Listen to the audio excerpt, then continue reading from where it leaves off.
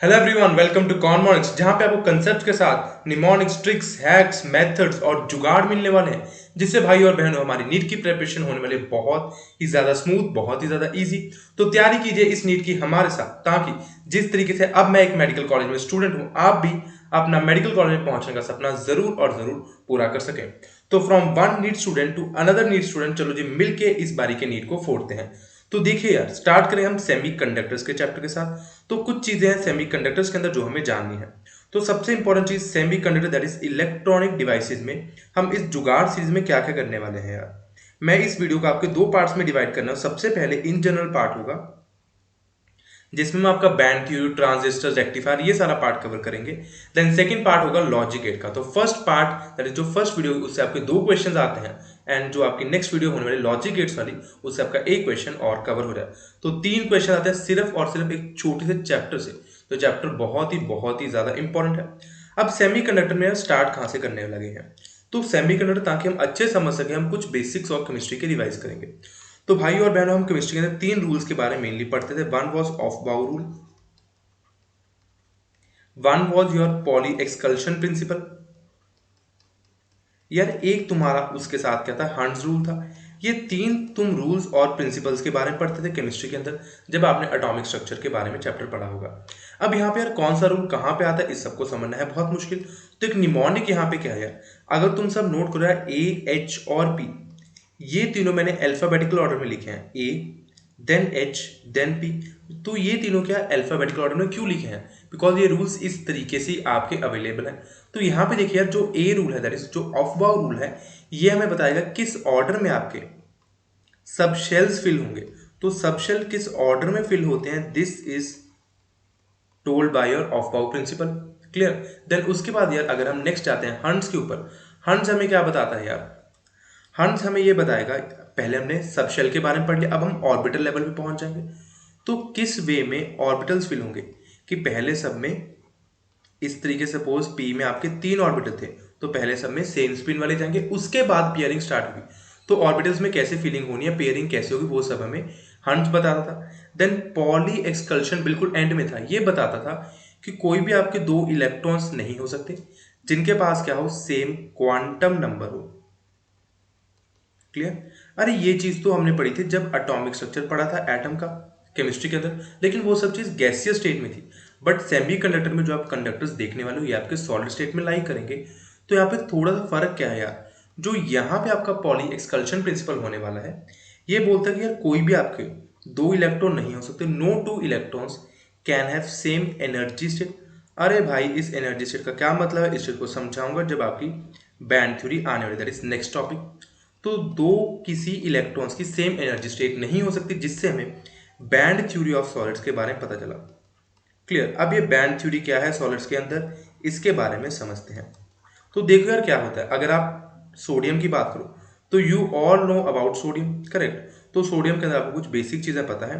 अब हम उसके ऊपर आपका घर या मकान या आपके कंसेप्ट बनाने वाले हैं। तो यहाँ पे यार सोडियम का अगर आप इलेक्ट्रॉनिक कॉन्फ़िगरेशन लिखो, तो you will get 1s2, 2s2, 2p6, 3s2। यार ये उसकी बेस, सॉरी 3s1, ये उसकी बेसिक इलेक्ट्रॉनिक कॉन्फ़िगरेशन होगी सोडियम की। अब यहाँ पे यार अगर आप नोट करो, तो आपका जो आउटर मोस्ट शेल था उसमें एक इलेक्ट्रॉन है।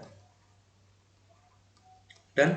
अगर यही मैं एक सोडियम का एटम लेता हूं और मैं उसके जो आउटर मोस्ट शेल है उसकी एनर्जी को ड्रॉ करना चाहता हूं, मैं इस वे से उसकी एनर्जी का लेवल ड्रॉ कर सकता हूं। डन? सपोज अब मैंने एक ही का दो सोडियम के एटम्स ले लिए, तो भाई जहां पे तुम्हारे पहले की एनर्जी थी 3s की, पहले एटम में जो 3s की एनर्जी का लेवल था, हमने पढ़ा ना एनर्जी के लेवल्स अलग अलग होते हैं इन योर बोहर सिस्टम। तो वैसे ही अगर ये गैसियस स्टेट में लाई करता है, तो जो दूसरा सोडियम का एटम आया उसका भी जो 3s का सबशेल की एनर्जी होगी, वो बिल्कुल एग्जैक्टली उतनी ही होगी, बिकॉज कोई इंटरेक्शन नहीं है एंड सब में सब अकेले अकेले पड़े थे और रेस्टिंग स्टेट में सबकी एनर्जी सेम थी। एक सिंगल लाइन से आप रिप्रेजेंट कर सकते हो। बट सपोज सपोज सपोज अब यहाँ पे आ जाए बात सॉलिड्स की। या सॉलिड्स के अंदर क्या था, सॉलिड्स के अंदर आपके जो एटम्स होंगे वो बहुत ज़्यादा पास पास होंगे। ये इतनी पास पास होंगे कि एक दूसरे पे इन्फ्लुएंस क्रिएट करना स्टार्ट करेंगे, एक दूसरे को अफेक्ट करना स्टार्ट करेंगे। तो सपोज अगर पहले की नॉर्मल एनर्जी लेवल यहाँ पे था, अब मान लो साथ वाले के साथ कुछ इंटरेक्शन हुई, तो इसका एनर्जी लेवल थोड़ा बहुत चेंज होगा, बिकॉज इंटरेक्शन कारण अट्रैक्शन हो सकता है, रिपल्शन हो सकता है, कुछ ना कुछ एनर्जी लेवल चेंज होगा।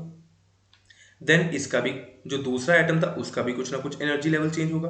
तो मान लो अब ये हमें एनर्जी लेवल दो अलग अलग लाइंस की फॉर्म में दिख सकते हैं, बिकॉज स्लाइड वेरिएशन हो चुकी है। अब यार अगर तुम पूरे सॉलिड की पिक्चर देखो, वहां पे ऐसे ही तुम्हारे बहुत ज्यादा सोडियम एटम्स होंगे, बहुत ज्यादा सोडियम एटम्स होंगे, तो हर 3s का एनर्जी लेवल कोइंसाइड नहीं कर पाएगा, सबका एनर्जी लेवल थोड़ा थोड़ा स्लाइटली वेरी करेगा। और अगर मैं बहुत ज़्यादा सोडियम एटम्स के लिए ड्रॉ करूं, यार ये जो अब तो मैंने दो लाइंस ड्रॉ की थी, वहां पे दो लाइंस नहीं रहेंगी, वहां पे ऐसे मल्टीपल लाइंस आप ड्रॉ कर सकते हो। एंड ये लाइंस इतनी पास पास इतनी ज़्यादा मल्टीपल होंगी कि they appear as one band. यही तो यार सिंपल कंसेप्ट आपका बैंड थ्योरी का। जो आप कंफ्यूज होते हैं यार बैंड थ्योरी एक्चुअली है क्या, ये बैंड थ्योरी आपकी गैसियस स्टेट में एग्जिस्ट नहीं करती, इसलिए आप केमिस्ट्री में नहीं पढ़ते हो। ये बैंड थ्योरी एग्जिस्ट करेगी आपकी सॉलिड स्टेट के अंदर, जब एटम्स आपके बहुत पास पास आ जाएंगे, दैट इज वो एक दूसरे पे इन्फ्लुएंस क्रिएट करना शुरू करेंगे, दैट्स वाई आपको वहां पे बैंड थ्योरी के बारे में पढ़ने को मिलेगा। डन। अब यहाँ पे यार कुछ बेसिक डिफरेंसेस होंगे सॉलिड्स के अंदर। आपके सॉलिड्स के अंदर अगर हम कंडक्टर्स, इंसुलेटर्स और सेमीकंडक्टर्स को देखेंगे तो क्या क्या डिफरेंस है पहले उसको भी हम समझेंगे। तो पहले ऐसे करते हैं, सोडियम का एक कंप्लीट पिक्चर आपको समझा देते हैं। अगर हम सोडियम की ही एग्जांपल लेते हैं यार, सोडियम में जो इंटरेक्शंस हैं हमने 3s लेवल में देखा यार, आपका एक बैंड मिलेगा। क्या 3s आपका कंप्लीटली फिल्ड होता है? 3s दो इलेक्ट्रॉन रख पाता था, रख सकता था, लेकिन उसने सिर्फ एक ही इलेक्ट्रॉन रखा है, बिकॉज 3s में दो इलेक्ट्रॉन आने की जगह है, बट उसने सिर्फ एक रखा। तो ऐसे बहुत सारे सॉलिड्स होंगे, सपोज 100 तुम्हारे सॉलिड के अंदर सोडियम एटम्स है, क्लियर, उसमें सिर्फ 50 100 एटम्स है, तो आपकी 200 स्पेसीज है 3s के अंदर इलेक्ट्रॉन्स रखने की, लेकिन उसमें सिर्फ 100 स्पेसीज होंगे जिसमें तुम्हारे इलेक्ट्रॉन्स हैं, correct. Every sodium atom has every sodium atom has two spaces in 3s for having the electron, लेकिन every sodium atom have only and only one electron in 3s। तो अगर मैं 100 एटम्स की बात करता हूँ तो 200 स्पेसीज होंगी इलेक्ट्रॉन्स रखने की, लेकिन 3s के अंदर, लेकिन आपने 100 के अंदर ही रखा। तो कौन सी 100 में होंगी यार? जो आपकी लोअर एनर्जी स्टेट्स होंगी वहां पे आपके इलेक्ट्रॉन्स लाइक करते हैं, उसमें फिल कर देता हूँ। फिल करने का मतलब कि यहाँ पे मेरे इलेक्ट्रॉन्स लाइक कर रहे हैं। ये मैंने 3s को ड्रॉ किया था। सेम वे क्या मैं इसका 2p ड्रॉ कर सकता हूँ? यस, 2p भी ड्रॉ कर सकता हूँ, या 2p के अंदर भी आपके सारे के सारे इलेक्ट्रॉन्स फिल्ड हैं। हर सोडियम एटम के अंदर अगर आप देखो एक 2p के अंदर आपके 6 इलेक्ट्रॉन्स आ सकते हैं। तो अगर हमारे पास 100 सोडियम एटम तो टोटल 600 इलेक्ट्रॉन्स 2p के अंदर आ सकते हैं, एंड कंप्लीटली ये फिल्ड होता है, तो 2p is completely filled. Then उसके बाद यार आप 2s को ड्रॉ कर सकते हो सेम वे, वो भी कंप्लीटली फिल्ड होगा। देन आप सेम वे 1s को ड्रॉ कर सकते हो, वो भी आपका कंप्लीटली फिल्ड हो गया। इस तरीके से आप सॉलिड में पिक्चर देखते हो। ये जो पिक्चर है ये एक सिंगल एटम की नहीं है, ये किसी एक सिंगल एटम की नहीं है, मल्टीपल एटम्स की पिक्चर है, करेक्ट। अब यहाँ पे नेक्स्ट क्या आएगा? अब नेक्स्ट बैंड गैप या बैंड एनर्जी किसको बोलेंगे यार? Band gap. बैंड गैप यार ऑब्वियसली एक बैंड और अगले बैंड में जो एनर्जी का डिफरेंस है that will be called as band gap. तो 3s और 2p में जो एनर्जी का डिफरेंस है that will be called as band gap और योर बैंड एनर्जी। अब यहाँ पे मेन दो डेफिनेशन आते हैं जिस पे एग्जामिनर क्वेश्चन बहुत पूछता है, those are valence band and conduction band. ये लोग करते हैं बहुत ज्यादा गलत। तो यहाँ पे क्या लिखेंगे? This is SR point. याद है ना कितने SR पॉइंट लिखवाए हैं, फिसलना नहीं है वहां पे। जैसे सावधान रहे, सतर्क रहे point, which is SR point. आप सब पढ़ते हो यार, valence band is a band which is filled at 0 kelvin, clear. तो यहाँ पे अगर आप डायग्राम में देखो यार, आपके अकॉर्डिंग वैलेंस बैंड क्या होना चाहिए था? ये होना चाहिए था। यार आप आधी डेफिनेशन पढ़ते हो, it is not the band which is field, it is a band which is completely filled. अगर कोई बैंड आधा फिल है हम उसको काउंट नहीं करते हैं, जो बैंड कंप्लीटली फिल होता है उसको ही हम वैलेंस बैंड काउंट करते हैं। तो यहाँ पे आपका 3s नहीं, आपका 2p होगा यार वैलेंस बैंड। तो सबसे मेन चीज क्या है? कंप्लीट वर्ड पे स्ट्रेस करो, कंप्लीटली फिल्ड पे। देन वैलेंस बैंड के बाद दूसरी डेफिनेशन में कंडक्शन बैंड। यार अगर वैलेंस बैंड आपने पहचान लिया तो कंडक्शन बैंड पहचानना बहुत ईजी है। It is the band with energy higher than the conduction band with energy higher than conduction band, clear. अब सपोज यार मैं पेपर में बैठा था, पेपर में हो गया कंफ्यूज, मैं बता चुका, मैं बहुत बुद्धू इंसान हूँ, पेपर में बहुत कंफ्यूज हो जाता हूँ। तो मैंने एक्चुअल ये देखा है, बहुत कंफ्यूज होता हूँ मैं। तो भाई पेपर में बैठा मुझे याद नहीं आ रहा, ऑब्वियसली यार अल्फाबेटिकल ऑर्डर कितना हेल्प, नाम में ही तो सब कुछ रखा है।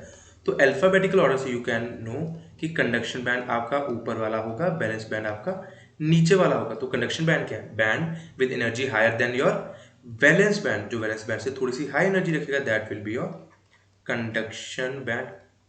तो भाइयों यहाँ पे आपका 3s क्या है?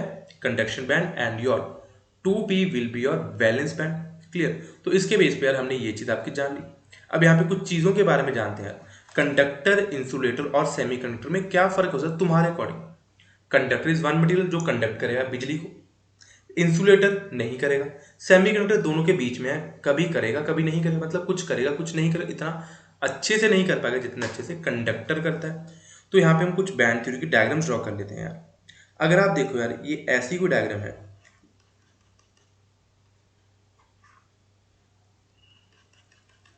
यहाँ पे देखो यार, क्या ये कंडक्टर की डायग्राम हो सकती है?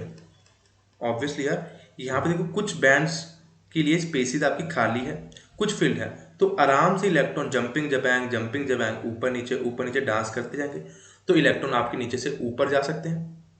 जब इलेक्ट्रॉन ऊपर जाएगा तो वहां पे कहने से एक खाली जगह बच जाएगी। सपोज यहाँ पे इलेक्ट्रॉन था इसमें, और ऊपर वाले लेवल पे इलेक्ट्रॉन थोड़ी सी एनर्जी गेन करके चला गया। ये एनर्जी कहाँ से मिलेगी? थर्मल एनर्जी वगैरह, टेम्परेचर वगैरह से इतनी एनर्जी इनके पास होती है रेस्टिंग स्टेट में भी। क्लियर? तो ये ऊपर चला गया, डन। अब क्या होगा यार, जब इलेक्ट्रॉन ऊपर चला यहाँ पे एक एम्प्टी स्पेस बच जाएगी। अगर नेगेटिव चार्ज गया, कहने से कि पॉजिटिव चार्ज पीछे खाली रह गया, सो इस एम्प्टी स्पेस को नाम दिया जाता है होल्स। और सपोज नीचे कोई और लेवल था, वहां से इलेक्ट्रॉन आ गया इधर, सो ये जो होल था, ये होल अब फिल हो गया, कहने से कि इधर अब नया होल बना। ऑब्वियसली, तो कुछ साइंटिस्ट बोलते हैं कि it's not the electron which move, it's the hole which move. तो कोई भी कंसेप्ट ले लो, एक्चुअली इट्स इलेक्ट्रॉन मूव करता है, तो वहां पे जहां से इलेक्ट्रॉन जाएगा वहां पे खाली जगह बच जाएगी, इसको होल बोल देते हैं। तो यू कैन से कि इलेक्ट्रॉन भी मूव करते हैं, होल भी मूव करते हैं। कंडक्शन बैंड में क्यों पॉसिबल था? बिकॉज यहाँ पे आराम से मूवमेंट हो रही थी, कुछ खाली जगह थी। या अगर आप देखिए नेक्स्ट, इंसुलेटर और सेमीकंडक्टर, आप बहुत बेटर वे में इसको समझ पाओगे। क्या समझ पाओगे? Suppose I want to show you diagram of insulator. तो भाई इंसुलेटर में आपका लोअर बैंड था, अब उसका कुछ ना कुछ अपर बैंड भी होगा। ये सपोज उसका अपर बैंड था, अब इससे भी अपर कोई बैंड हो सकता है। यहाँ पे देखो यार, इनके बीच में कुछ डिफरेंस है एनर्जी का, which is called as band energy या band gap, which is easy. अगर ये बैंड गैप आपका बहुत बड़ा हो, देखो हम थर्मल एनर्जी बता सकते हैं by 3/2 kT। Clear? Kinetic theory of gases से। अरे अगर ये 3/2 kT से बहुत ज्यादा बड़ा एनर्जी गैप कि इलेक्ट्रॉन नहीं पहुंच सकते ऊपर वाले बैंड के अंदर, तो कंडक्शन नहीं हो पाएगी, बिकॉज इलेक्ट्रॉन ऊपर पहुंच ही नहीं पाए, इतनी सफिशिएंट एनर्जी वो रख ही नहीं पाए कि वो ऊपर की खाली जगह पहुंच जाए। तो भाई यहाँ पे conduction not possible, that's why they are called as insulator. अब सेमीकंडक्टर में तुम खुद दिमाग लगा सकते हो। सेमीकंडक्टर में क्या हो गया, आपका नीचे का बैंड होगा, जो ऊपर का बैंड होगा ये आपका क्या होगा? This upper band will be your, this upper band will be empty band. Clear? अब ये अपर बैंड आपका क्या है यार? एम्प्टी बैंड है। अब यहाँ पे देखो यार क्या होगा, यहाँ पे अब भी एनर्जी गैप है, बट ये एनर्जी गैप बहुत छोटा होता है, ऑलमोस्ट इक्वल्स टू 3/2 kT या उससे भी थोड़ा लेस होता है। दैट इज कुछ इलेक्ट्रॉन जिन्होंने 3/2 kT के बराबर काइनेटिक एनर्जी रख ली अपने पास टू टेम्परेचर, वो ऊपर पहुंच जाए। अब जब कुछ इलेक्ट्रॉन ऊपर पहुंच गए हैं, तो ऊपर तो थोड़ी बहुत वेरिएशन ही है आपस में एनर्जी लेवल्स के बीच में, तो आराम से जंपिंग जपैंग करके ऊपर वो कंडक्शन पॉसिबल करा देंगे।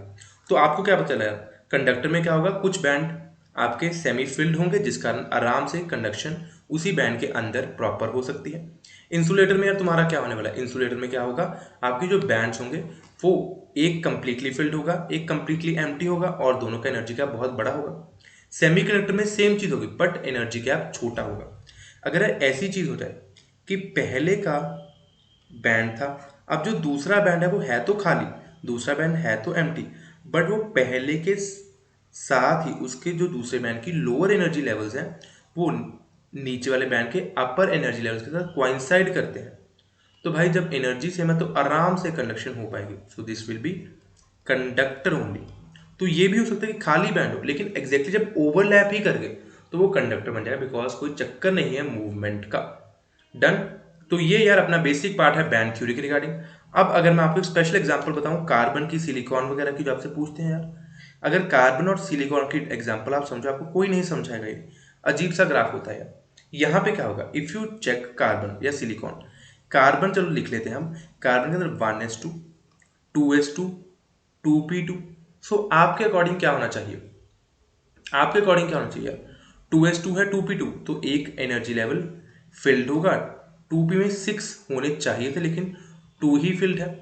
लेकिन यहाँ पे पता क्या होता है, यहाँ पे रीडिस्ट्रीब्यूशन हो जाती है, एक नया कंसेप्ट आता है यहाँ पे, रीडिस्ट्रीब्यूशन ऑफ बैंड एनर्जीज हो जाती है, जिसके कारण क्या होगा, आपके देखो 2s में 2 जगह थी, 2p में 6 जगह थी, 8 जगह थी, और इलेक्ट्रॉन कितने, 4। तो यहाँ पे रीडिस्ट्रीब्यूशन से क्या होता है यार, ये आपके दो दो के 6 के करके इस तरह से बैंड बनाने की जगह ये ऐसे बैंड्स फॉर्म कर लेता है, जिसमें लोअर में तुम्हारे सारे में इलेक्ट्रॉन्स होंगे 4s, अपर 4s तुम्हारा क्या होगा, एम्प्टी। तो इन्होंने यार किस तरह से डिस्ट्रीब्यूशन की है, तो यहाँ पे आपके हर कार्बन में क्या थे, आपके 2 इलेक्ट्रॉन की स्पेसिस थी 2s के अंदर, 6 इलेक्ट्रॉन की स्पेसिस थी 2p के अंदर, लेकिन उसमें सिर्फ आपके 2p में सिर्फ 2 इलेक्ट्रॉन आते थे। तो इसने क्या किया, इसको चेंज कर लिया, 6 + 2 8, और उसको 2 6 में डिवाइड करने की जगह 4 4 में डिवाइड कर लिया। तो 4 4 में जब डिवाइड कर लिया, लेकिन इलेक्ट्रॉन तो यार 8 ही थे ना, सॉरी इलेक्ट्रॉन तो 4 ही थे, तो वो 4 नीचे वाले में ऑब्वियसली जाएंगे, सबसे लेस एनर्जी वाले में। तो इस कारण कार्बन, तुम्हें लगता क्या था कि कंडक्टर होगा, but carbon and silicon these are semi conductors, because इनमें रीडिस्ट्रीब्यूशन ऑफ एनर्जी हो जाती है। अब ये रीडिस्ट्रीब्यूशन ऑफ एनर्जी क्या मैंने अपनी तरफ से बना लिया, यार ये ऐसा ही है, चेक करना एनसीईआरटी, आपको एक ऐसा ग्राफ दिखेगा, ये आपके लेवल्स थे 2p के, देन 2s के, फिर मिले, फिर उसका मिलने के बाद क्या हुआ, ये स्प्लिट हो गए अगेन 4 और 4 के पार्ट्स में। तो ये आपके ऐसी स्प्लिटिंग के बारे में आपको समझाया होगा।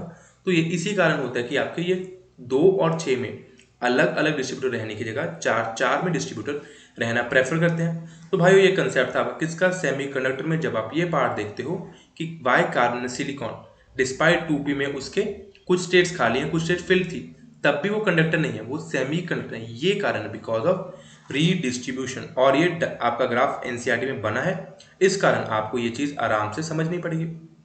अब उसके बाद हम समझते हैं, अब ये कार्बन और सिलिकॉन में तुम क्या देखो, कार्बन और सिलिकॉन में ये तो सिर्फ कार्बन कार्बन था या सिर्फ सिलिकॉन सिलिकॉन था। अगर मैं क्रिस्टल लेता हूं तो these are your intrinsic semiconductor. क्यों, बिकॉज ये खुद ही है, इसमें कुछ नई मिलावट या कुछ और चीज नहीं मिला हुआ। अब दो आपको मिलावटें दिखाता हूं, क्या मिलावटें होंगी, that will be your P and N type semiconductor. उसके बारे में, मिलावट के बारे में जल्दी जल्दी जानते हैं क्या है वो मिलावट। अब निमोनिक सबसे पहले सुन लो यार, पी और एन टाइप सेमीकंडक्टर का क्या निमोनिक होने वाला है, क्या कंसेप्ट हो गया जिससे हम पी और एन टाइप का सेमीकंडक्टर आपको समझाने वाले हैं। तो देखियो यार, ये पी एंड एन टाइप के सेमीकंडक्टर्स कैसे आएंगे। डोपिंग का मतलब क्या होता है यार, तुमने पढ़ा होगा एथलीट्स ने डोप किया है कुछ ना कुछ। डोप का मतलब है नशे करना, बेसिक बात है। तो डोप से क्या करते हैं, वो कुछ मिलावट, कुछ बाहर की चीज हम बॉडी में मिला लेते हैं। जनरली एथलीट्स करते हैं डोपिंग, उससे क्या होता है उनकी बॉडी में एक्टिवनेस आती है, एनर्जी आती है, नशे करके वो ज्यादा तेज भाग सकते हैं, लेकिन ये अलाउड नहीं होता।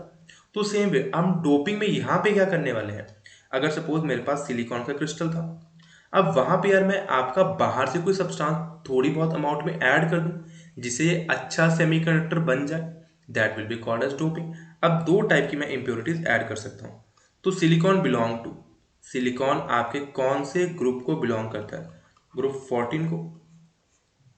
अगर यार मैं ग्रुप 13 का मेंबर भेज दूं, ग्रुप 13 के मेंबर में क्या होगा, एक इलेक्ट्रॉन कम होगा। ग्रुप 13 के मेंबर में यार आपका एक इलेक्ट्रॉन कम होगा। सो कहने से ग्रुप 13 वाले इलेक्ट्रॉन के भूखे हैं, so they will be acceptor impurities. Group 13 वाले यार तुम्हारे कौन से होंगे, एल्यूमिनियम वगैरह, इंडियम वगैरह। तो ये सब आपके ग्रुप 13 वाले हैं जो इलेक्ट्रॉन के भूखे हैं। तो ये चीज आपके पास आ गई। सो इनको मैं एक्सेप्टर इम्प्योरिटीज बोल सकता हूँ, बिकॉज ये इलेक्ट्रॉन एक्सेप्ट करने को बेताब है। देन अगर आप ग्रुप 15 को चेक करो, ग्रुप 15 वाले क्या है यार, ग्रुप 15 वाले दीज आर डोनर इम्प्योरिटीज। क्यों, अरे इनके पास अगर तुम इलेक्ट्रॉन्स चेक करो, इनके पास इलेक्ट्रॉन्स ज्यादा होंगे। फॉस्फोरस वगैरह के पास आउटसाइड में 5 इलेक्ट्रॉन, नॉर्मल 4 चाहिए थे, इसमें इलेक्ट्रॉन ज्यादा, तो डोनेट कर सकते हैं, डोनर इम्प्योरिटीज हैं ये आपकी। फॉस्फोरस हो गया तुम्हारा, आर्सेनिक हो गया, एंटीमनी हो गया, आप कुछ भी एग्जाम्पल्स यहाँ पे लिख सकते हैं। बेसिक बात यार, ये आपके डोनर है, इलेक्ट्रॉन को डोनेट करने वाले हैं, तो donor these will form N type of impurity. अगर मैं सिलिकॉन के अंदर थोड़ा सा आपका डोनर डाल देता हूँ, that is phosphorus, arsenic, antimony डाल देता हूँ, ये एन टाइप सेमीकंडक्टर बन जाएगा। अगर एक्सेप्टर डाल देता हूँ, ये आपका क्या बना, एक्सेप्टर पी आता है इसमें, तो आपका पी टाइप सेमीकंडक्टर बन जाएगा। सो पी टाइप सेमीकंडक्टर बनेगा जब आपकी एक्सेप्टर इंप्योरिटी होगी, विच इज ग्रुप 13 वाले। आपका एन टाइप सेमीकंडक्टर बनेगा जब आपकी डोनर इंप्योरिटी होगी, विच इज ग्रुप 15 वाले। तो यार इस तरीके से ये चीज आपकी होने वाली है। डन। अब नेक्स्ट देखते हैं कुछ चीजें और जल्दी जल्दी बैंड थ्योरी को करेंगे खत्म। अब कुछ चीजें और देखेंगे हम यहाँ पे। नेक्स्ट क्या होगा यार, नेक्स्ट अगर तुम देखो यार इंट्रिंसिक में क्या होगा, आपके इलेक्ट्रॉन नीचे से ऊपर चले गए थे, तो कहने से नीचे कुछ होल बचे थे, तो नीचे वाले बैंड में आपके होल मूव करेंगे, ऊपर वाले बैंड में तुम्हारे इलेक्ट्रॉन मूव करेंगे। ये तो इंट्रिंसिक के अंदर था। अब suppose you have N type impurity, N type है यार, एन टाइप में क्या होगा, ये नॉर्मल कंडीशन सिलिकॉन में थी, ऊपर इलेक्ट्रॉन नीचे हो। अब एन टाइप में क्या होता है यार, वो इलेक्ट्रॉन डोनेट करना चाहता है, तो नीचे उसका बैंड आ जाएगा, आपका इंप्योरिटी बैंड आ जाएगा। ये क्या करेगा, बिल्कुल नीचे लाई करेगा योर अपर बैंड के। अब यहां से आराम से इलेक्ट्रॉन क्या होंगे, जंपिंग जपैंग करते करते यहां से आराम से इलेक्ट्रॉन यार आपके इधर ऊपर पहुंच जाएंगे। अगर आप चेक करो यार नेक्स्ट पी टाइप इंप्योरिटी में क्या चक्कर होने वाला है, पी टाइप में तुम्हारा क्या चक्कर हो उसको भी देख लेते हैं। पी टाइप में आपका ये चक्कर होगा, सेम वे में आपके इलेक्ट्रॉन्स होंगे और नीचे इधर होल्स होंगे तुम्हारे। क्लियर, एक जगह तुम्हारे इलेक्ट्रॉन्स हैं और इधर क्या है तुम्हारे होल्स हैं। अब नेक्स्ट यार यहाँ पे क्या चीज हो रही है उसके बारे में जल्दी जल्दी जान लेते हैं। ये इलेक्ट्रॉन्स ये होल्स, अब यहाँ पे जो नया बैंड बनेगा उसको तो एक्सेप्ट करना है इलेक्ट्रॉन को, वो यहाँ पे आपका नया बैंड बन के आ जाएगा। जो बाहर वाला क्या था, एक्सेप्टर था, so that it can attract या get more electrons from the lower band. Electron naturally तो लोअर में लाई करते थे ना, देखो पीछे भी इलेक्ट्रॉन आपके नेचुरली लोअर में लाई करते थे, इलेक्ट्रॉन आपके लोअर में लाई करते थे, जस्ट बिकॉज उनने कुछ थर्मल एनर्जी गेन की, वो इलेक्ट्रॉन ऊपर पहुंच गए, जिस कारण कुछ ऊपर इलेक्ट्रॉन दिखे, नीचे आपके होल्स दिखे। अब सपोज एक बैंड यहाँ पे आया, तो वो क्या करेगा, और इलेक्ट्रॉन को आराम से अपने पास पहुंचा पाएगा, बिकॉज इतना बड़ा अब एनर्जी का गैप नहीं है, छोटा गैप रह गया, हर इलेक्ट्रॉन कोशिश करेगा ऊपर चला जाए, तो इम्प्योरिटी डालने से फायदा हुआ। अब सपोज एक लेवल यहाँ पे ऐड कर दूं तो क्या होगा, अब ये देने वाला था, ये इलेक्ट्रॉन्स को और ऊपर भेज दिया, तो ऊपर वाले बैंड में खाली था वैसे भी, पहले मान लो 7-8 इलेक्ट्रॉन जाते, अब 15-20 पहुंच गए, तो ऊपर वाले बैंड में कंडक्शन ज्यादा इजी हो जाएगी। तो दिस वे इम्प्योरिटी हेल्प, आपके पी टाइप होते हैं, एन टाइप सेमी कंडक्टर्स होते हैं। Next and the final most point जो आपको याद करना है, थर्मल इक्विलिब्रियम पे यार एक क्वेश्चन आता है, जब भी थर्मल इक्विलिब्रियम हमें मिल जाएगा, थर्मल इक्विलिब्रियम पे एक मेन चीज हमें देखने को मिलती है, that is number density of electron into number density of holes, या concentration of electron into concentration of holes is equal to concentration of electron in intrinsic, intrinsic का मतलब बिना डोपिंग किए जो कंसंट्रेशन थी उसके बराबर का स्क्वायर, ये आपको मिल जाएगा। सो बेसिक यार ये पार्ट आपका होता है। अब तुम्हें पी टाइप सेमीकंडक्टर में पता है, एन टाइप सेमीकंडक्टर पता है, तो let's make a P N junction. तो भाई पी एन जंक्शन में आप क्या बनाओगे, आप पी और एन को आपस में मिलाने वाले हो, and you will form a P N junction. Clear, अब यहाँ पे देखिए यार क्या होगा, डन डन डन। तो शुरू में यहाँ से लिखने वाले हैं स्टार्टिंग से।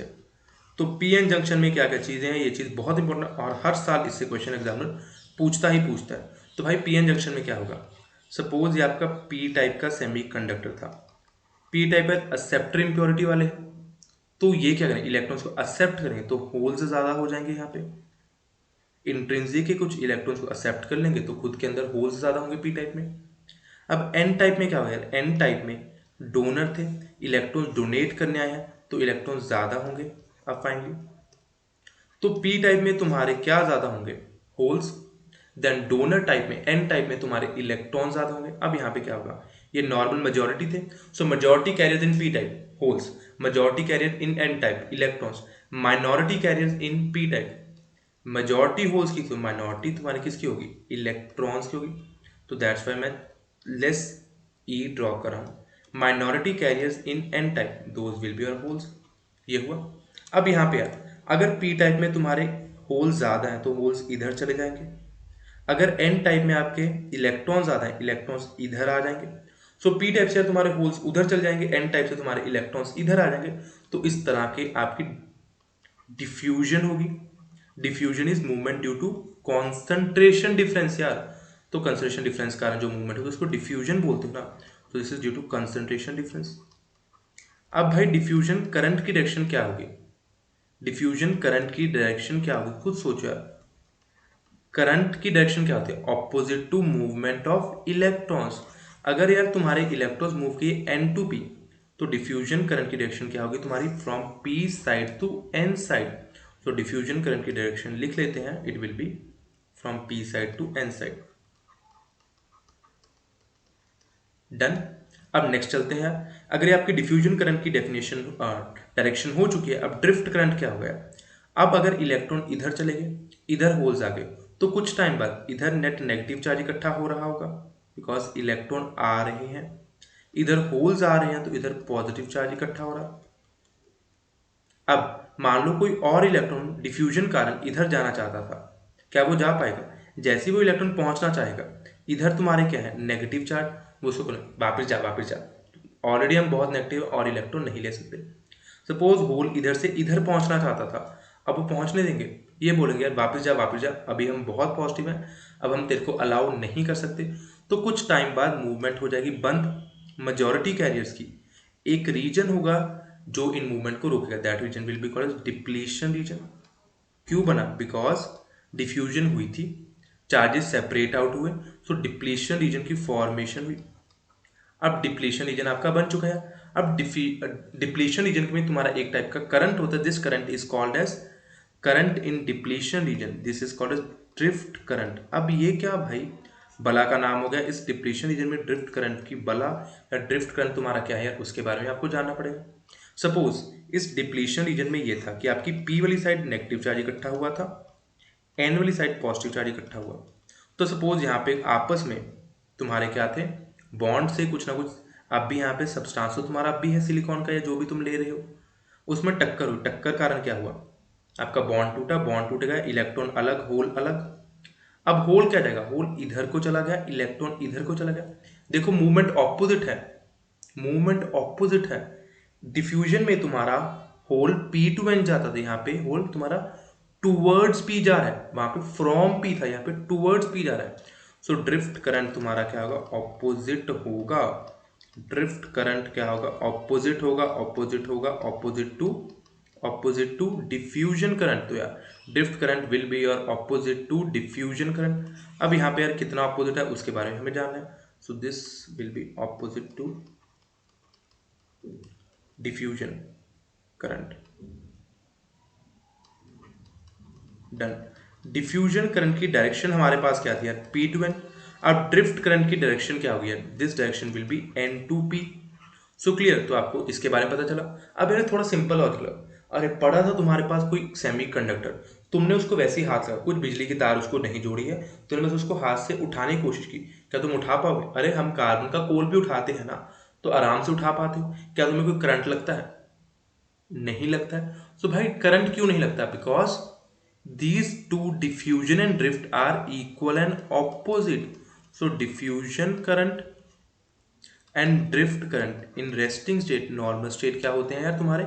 opposite और equal होते हैं। so equal plus opposite होंगे बिकॉज ये रेस्टिंग स्टेट में हमें करंट नहीं लगता। अब ये तो यार मैंने आपको इस एक्चुअल डायग्राम में बता दिया। क्या एग्जामिनर आपको एक्चुअल डायग्राम ये देगा? नहीं देगा। तो एग्जामिनर हमें क्या देना है उसको भी समझना है। सो एग्जामिनर एक सिंबल ड्रॉ करता है, ये सिंबल। तो ये सिंबल किसका है? PN junction diode. डायोड क्यों? अरे दो चीजों को जोड़ा ना सेमीकंडक्टर को, एक पी साइड का एक एन साइड को, तो इसलिए इसको डायोड बोलते हैं। This is P type, this is an type. अब इसमें यार हम बाहर से बिजली लगा के या बाहर से सर्किट लगा के कुछ चेंजेस कर सकते हैं। अब अगर तुम पी को पॉजिटिव के साथ जोड़ दो, अरे साथी को साथी मिल चुका है, पी को पॉजिटिव मिल चुका है, एन को नेगेटिव टर्मिनल ऑफ बैटरी के साथ जोड़ो, तो आपको क्या मिलेगा? पी को पॉजिटिव टर्मिनल बैटरी, एन को नेगेटिव टर्मिनल बैटरी। जब साथी को साथी मिलता है तुम्हें कोई साथ देने वाला जिंदगी में मिल जाए, उसी की तो तलाश कर रहे हो। फॉरवर्ड बायसिंग, तभी तो डॉक्टर जनरली शादी डॉक्टर के साथ करते हैं।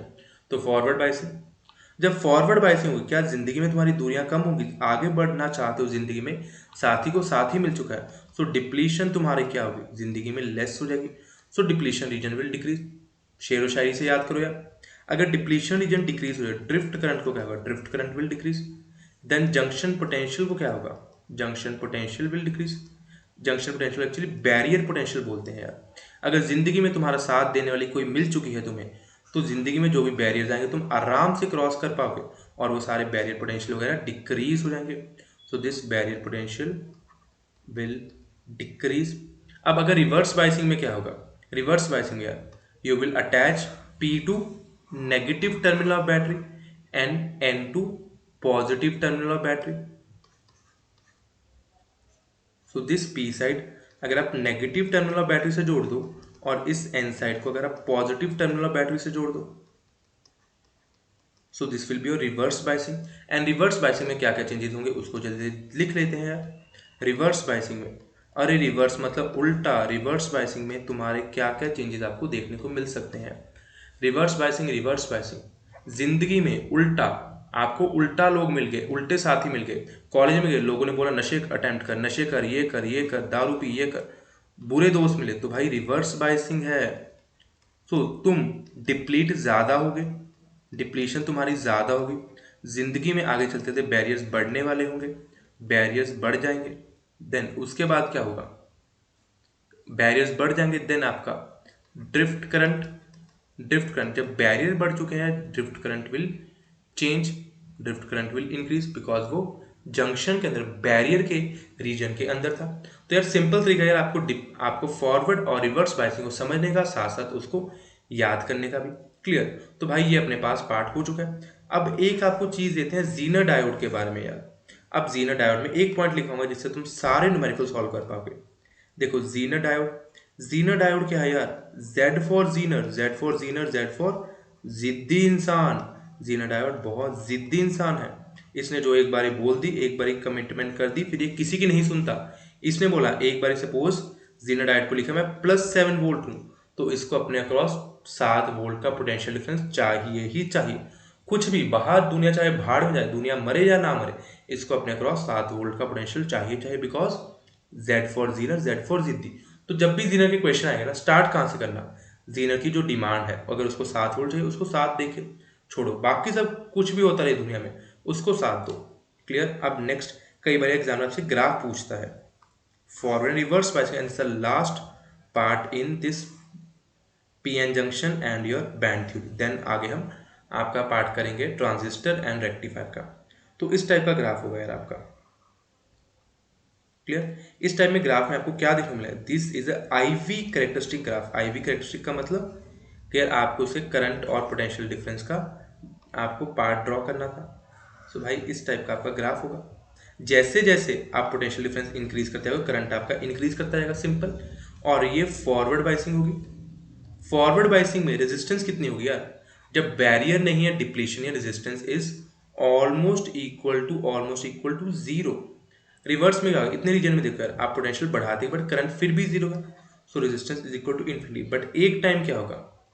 उल्टा करंट फ्लो करेगा। देखो करंट, नॉर्मली हम ऊपर को एरो था, but this is negative side, because this is avalanche formation. Avalanche formation में मतलब क्या है? देखो यार यहाँ पे, अब resistance infinity almost. Reverse biasing में करंट नहीं अलाउ किया जाता, करंट नहीं फ्लो करवाया जाता। अब यहाँ पे कुछ टाइम बाद क्या होगा यार, इतनी टक्करें हो जाएंगी कि एक टक्कर से जब एक इलेक्ट्रॉन निकलता है, वो आगे और टक्करें मार के और इलेक्ट्रॉन तोड़ देगा, और इलेक्ट्रॉन तोड़ देगा, पूरी खराब होने वाला, पूरा टूटना होने वाला है, पूरी टूट जाने वाला है तुम्हारा सेमीकंडक्टर के bonds. That is avalanche formation बोलते हैं। एक टक्कर के साथ और टक्करें लग लग के, जैसे देखा तूने पहाड़ी से अगर एक पत्थर फेंकोगे, कई बार वो पत्थर नीचे आता था और पत्थर अपने साथ ले आते हैं, तो सेम अवलांचे फॉर्मेशन में उल्टा current. So current will flow in reverse direction. क्या आपको ये चीज आपको न्यूमेरिकल्स में मिलेगी? नहीं मिलेगी, बस एक पॉइंट लिखना था तुम्हें, current flow in opposite direction. ये कब मिला? इन रिवर्स बाइसिंग में, after increasing potential to high amount. इधर पोटेंशियल था ना एक्स एक्सिस पे, current flow in opposite direction. Done. तो भाई और बहनों, ये सिंपल चीज थी आपकी रिगार्डिंग सेमीकंडक्टर का फर्स्ट सेगमेंट। अब हम इसमें ही कंटिन्यू करेंगे आपका ट्रांजिस्टर एंड रेक्टिफायर का पार्ट।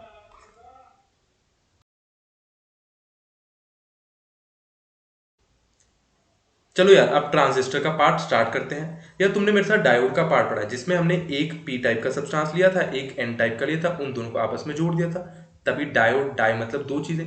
अब यार ट्रांजिस्टर में क्या है, यहाँ पे हम क्या करने वाले हैं, मेरे पास अवेलेबिलिटी तो अब भी सिर्फ दो टाइप ऑफ सेमीकंडक्टर्स की है, एक पी टाइप की थी, एक एन टाइप की। बट मुझे अब तीन डिफरेंट चीजें बनानी है, एक मुझे एमीटर बनाना है, एक मुझे बेस बनाना है, एक कलेक्टर बनाना है।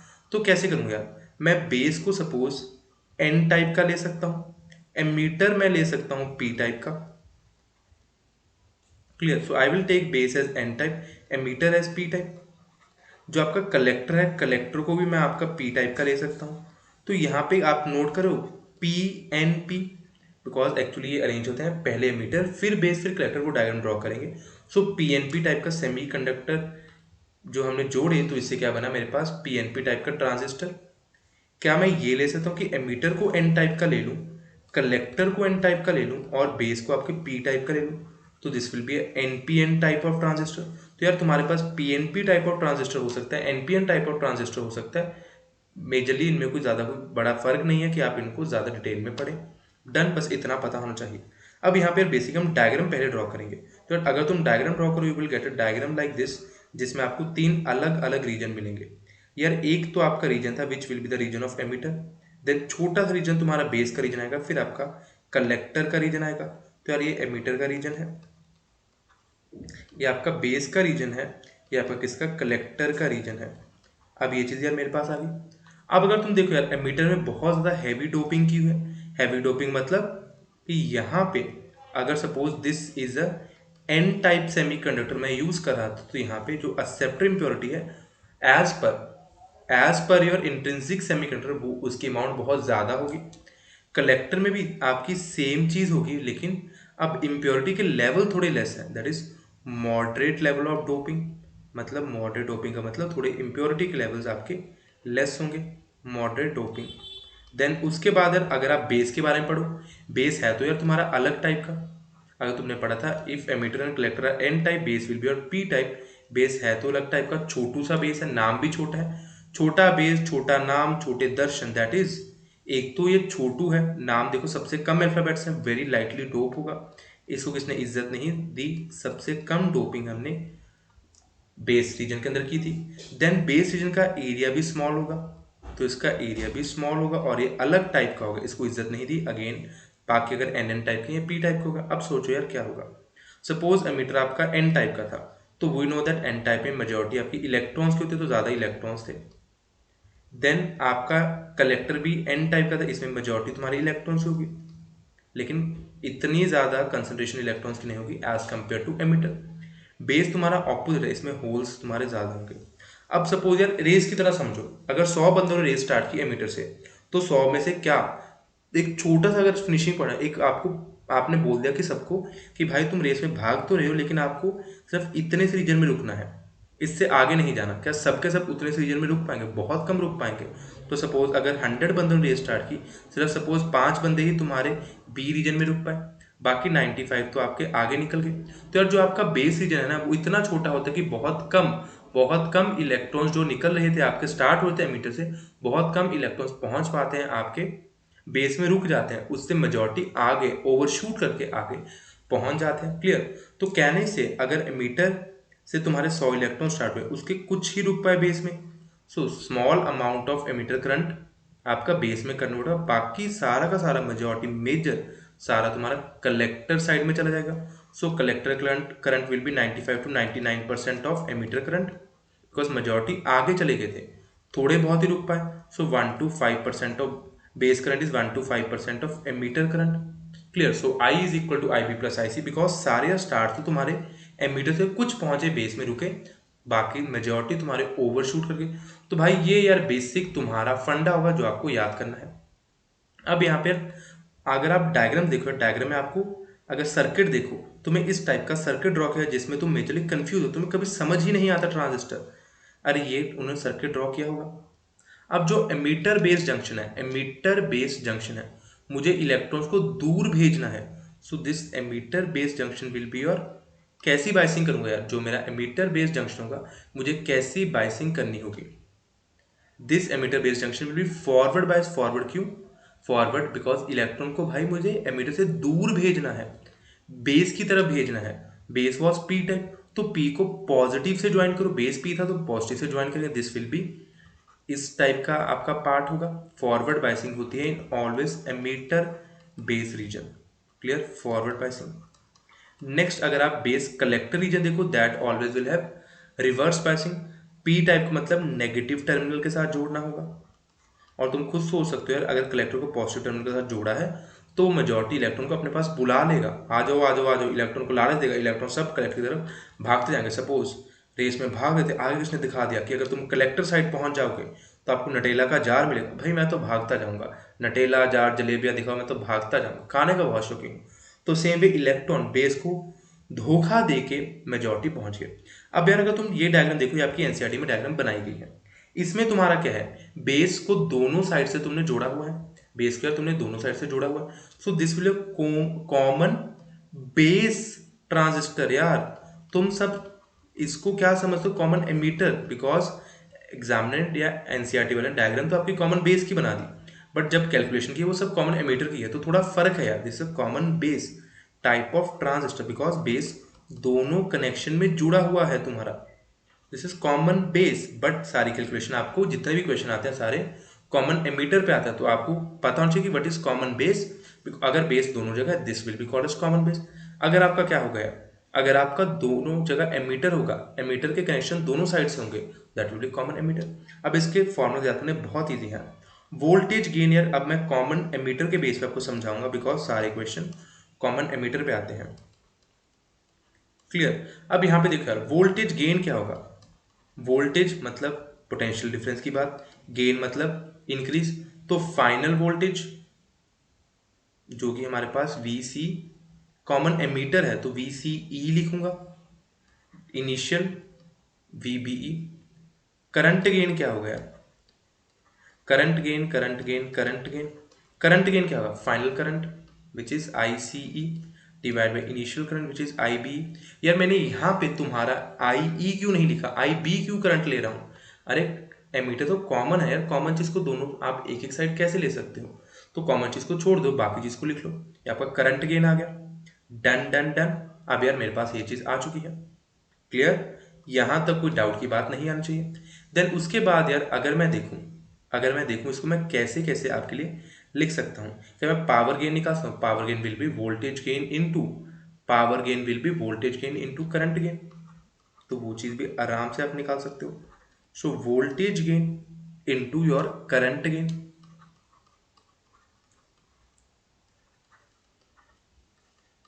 डन। अब इस चीज को यार नेक्स्ट हम सिंप्लीफाई कैसे करेंगे, यार V is equal to I into R, ये चीज सबको बता दी, V is equal to I into R. यार वोल्टेज गेन को क्या लिख सकते हैं, V आउटपुट को क्या लिख सकता हूं, I output into final resistance. नीचे V इनपुट था, V इनपुट को क्या लिख सकता हूं, I इनपुट इंटू नीचे इनिशियल की रेजिस्टेंस RB, और एक करंट गेन तुम्हारा क्या था, I output divide by I, and I output by I E that is I C by I B को बीटा देते हैं यार। करंट गेन प्लीज नोट, यहाँ पे मैं बीटा क्यों लिख रहा हूँ, एक्चुअली दो टाइप के करंट गेन होते हैं, यहाँ पे हम बीटा की बात करें, so beta into beta is beta square into R L upon R B E. तो भाई और बहनों ये आपके पास पावर गेन आ चुका है, तो ये उसका दूसरा फॉर्मूला होगा। अब एक चीज जिसमें सब कंफ्यूज, ट्रांस कंडक्टेंस, अरे ये ट्रांस कंडक्टेंस क्या है यार, ट्रांस ट्रांस मतलब उल्टा, conductance conductance is V is equal to I into R, V by I तो रेजिस्टेंस बना, I by V trans conductance होगा, सो ट्रांस कंडक्टेंस में आई बाई वी आएगा। कौन सा आई लो, कौन सा करंट लो, ऑब्वियसली फाइनल अपॉन इनिशियल। तो भाई तुम करंट ले रहे हो फाइनल विच इज आई सी होता है, वोल्टेज ले रहे हो initial which is V B E, तो this will become transconductance जिसका सिंबल और जी के पैर में। अब सिंपल हुआ, ट्रांस मतलब उल्टा, उल्टा क्या, कंडक्टेंस मतलब करंट अपॉन वोल्टेज, उल्टा क्या, आउटपुट किसका ले रहे हो, करंट का, लेकिन इनपुट ले रहे हो वोल्टेज का, दैट्स वाई इसको ट्रांस कंडक्टेंस बोलते हैं। यार अब देखो, आपको एक्चुअली दो टाइप के करंट गेन पढ़ने हैं। यहाँ पे beta is one type of current gain which is I C upon I B. इसको बीटा ये टाइप का क्यों है भाई, बीटा बी। अब एक और टाइप का करंट गेन होता है which is alpha. Alpha is actually your I C upon I. क्या ये कॉमन बेस में होगा, सॉरी कॉमन एमीटर में होगा? नहीं यार, कॉमन एमीटर में तो हम आई सी अपॉन आई भी लिखते थे, बिकॉज आप एमीटर कॉमन है तो वहां पे नीचे आई नहीं लिख सकते। सो यहाँ पे आपने बी नहीं लिखा इस फॉर्मूला, तो this is in common base type where alpha is this part. Done. तो यार alpha as current gain use होता है इन कॉमन बेस, जिसका मतलब क्या है, I C upon I. Beta as current gain तुम्हारा कहां पे यूज होगा, बीटा एज करंट गेन तुम्हारा यूज होता है इन कॉमन एमीटर। क्लियर। अब बीटा और अल्फा में यार तुम्हारा क्या रिलेशन है, बीटा और अल्फा में एक छोटा सा रिलेशन है जिसके बेस पे एग्जाम में कई बार आपसे क्वेश्चन पूछ लेता है। अब यहाँ पे बीटा और अल्फा का क्या रिलेशन है, beta is generally very very large and is equal to alpha upon 1 minus alpha. Beta is almost 50 to 100, alpha is almost 0.95 0.99 के आसपास। तो this relation is beta is alpha upon 1 minus alpha. Please अब जाओ, Carnot heat engine और refrigerator को जब हम उल्टा यूज करते थे, क्या तब भी सेम फॉर्मूला था? तब थोड़ा slightly different formula, please confuse मत करना, that formula is slightly different. अब नेक्स्ट चीज आ जाती है हमारे पास रेक्टिफायर। अब बस ये छोटा सा क्वेश्चन है जिसपे आपसे कंफ्यूजन क्रिएट की जाती है। रेक्टिफायर क्या करे, रेक्टिफायर मतलब गलतियों को सही करेगा। अब ये एसी को डीसी में कन्वर्ट करेगा। अब सपोज आपका एसी तो ऐसे ऐसे होता है, अगर मैं हाफ वेव रेक्टिफायर लगाऊंगा तो वो क्या करेगा यार, आधी वेव को जाने देगा, आधी को नहीं जाने देगा। सो ये आधी को जाने दिया, ये पार्ट को जाने दिया, ये पार्ट नहीं जाने दिया, तो नेगेटिव साइकिल को गायब कर देगा। This is half wave rectifier. अब फ्रीक्वेंसी क्या होगी यार, अब ये पूरी चीज है जो रिपीट हो रही है। So frequency is ripple, frequency is ripple, frequency is same. यार इसकी रिपल फ्रीक्वेंसी आपकी क्या होगी, आप सब क्या याद करते हो यार, सर वो हाफ वेव रेक्टिफायर मतलब उसकी रिपल फ्रीक्वेंसी क्या होती है, हाफ होती है यार। अगर तुम नॉर्मल सोर्स से कंपेयर करो, अगर आप यार किससे कंपेयर करो, सोर्स के साथ कंपेयर करो, तो इसकी रिपल फ्रीक्वेंसी यार आपकी हाफ नहीं है, इसकी रिपल फ्रीक्वेंसी क्या है, सेम एज सोर्स। और यही अगर मैं फुल वेव रेक्टिफायर लेता हूँ यार, फुल वेव में क्या होगा, जो नेगेटिव पार्ट ऑफ साइकिल है वो भी आपका पॉजिटिव पार्ट में कन्वर्ट होगा। This negative part of cycle will again be converted to positive part of cycle and full wave rectifier आपको इस तरीके से डायग्राम दिखाएगा। सो वहां पे अब इतना इतना पार्ट रिपीट हो रहा है, so ripple frequency in full wave is double. तो भाई हाफ वेव में हाफ नहीं होती है, इट इज फुल वेव जिसमें डबल होती है। तो प्लीज कंफ्यूज मत करना, this is S R point, this is 2 times the source frequency. तो हाफ में हाफ मत करना, हाफ में तो सेम रहती है, इसमें आपका चेंजेस होंगे। डन। अब यार कुछ बारी एग्जामिनर आपको आरएमएस के बारे में पूछ लेता है, आरएमएस कितनी होगी इन फुल वेव, खुद दिमाग लगाओ यार। आरएमएस फुल वेव में आरएमएस हम कैसे निकालते थे, चलो नॉर्मल सोचो, एसी में आरएमएस कैसे निकालते थे, रूट मीन स्क्वायर, पहले स्क्वायर करते थे, फिर dt से मल्टीप्लाई करके फिर इंटीग्रेशन करते, फिर डिवाइड बाई dt, फिर रूट। तो भाई वहां पे स्क्वायर करके हम फाइनल आंसर निकालते थे। अगर तुम नेगेटिव साइकिल का भी स्क्वायर कर दे, वो नेट पॉजिटिव ही बनने वाला था। तो यहाँ पे अगर तुमने नेगेटिव साइकिल उल्टा भी कर दिया तो आरएमएस वैल्यू में कोई फर्क नहीं पड़ेगा, बिकॉज वहां नॉर्मली आप स्क्वायर करके ही लेते थे ना। तो आरएमएस में कोई फर्क इन फुल वेव नहीं पड़ेगा। बट अगर यार आप यहाँ पे आ जाए, यहाँ पे फर्क पड़ेगा। सो फुल हाफ वेव में RMS is equal to I naught, इधर साफ साफ लिख देते हैं, RMS in half wave will be equal to I naught by 2, but इधर तुम्हारी RMS कितनी होगी, I naught by √2। क्लियर। तो फुल वेव में तुम्हारा फर्क कुछ नहीं है, बस क्या फर्क है, फ्रीक्वेंसी डबल होती है। इधर I एवरेज या V एवरेज तुम्हारी कितनी होगी, नॉर्मल 2/π ऑफ I नॉट, इधर भी चेंज होगी। सो यार आपकी I एवरेज क्या सेम होगी, यहाँ पे 2/π, यहाँ पे 2/π नहीं, simple I not by pi होगा। तो बेसिक कुछ पॉइंट्स यार आपको याद रखना। तो क्या क्या याद रखेंगे हम, फुल वेव में तुम्हारी फ्रीक्वेंसी डबल हुई but I RMS and I average not change. Half wave में आपकी आई आरएमएस क्या होगी, चेंज हुई है, 1/√2 टाइम्स हो चुकी है, 1/√2 ओरिजिनली था उसका और 1/√2। क्लियर। और आपकी जो एवरेज थी वो 2 टाइम्स 1/2 टाइम्स हो चुकी है एंड रिपल फ्रीक्वेंसी सेम रहेगी। तो बेसिक कुछ पॉइंट्स जो आपको ट्रांजिस्टर और इसको याद करने में हेल्प है। कहीं भी दिक्कत है, कहीं प्रॉब्लम है, आप मुझे कभी मैसेज कर सकते हैं। I am always available for all of you. Thank you so much. Do like, share and subscribe. Thank you so much.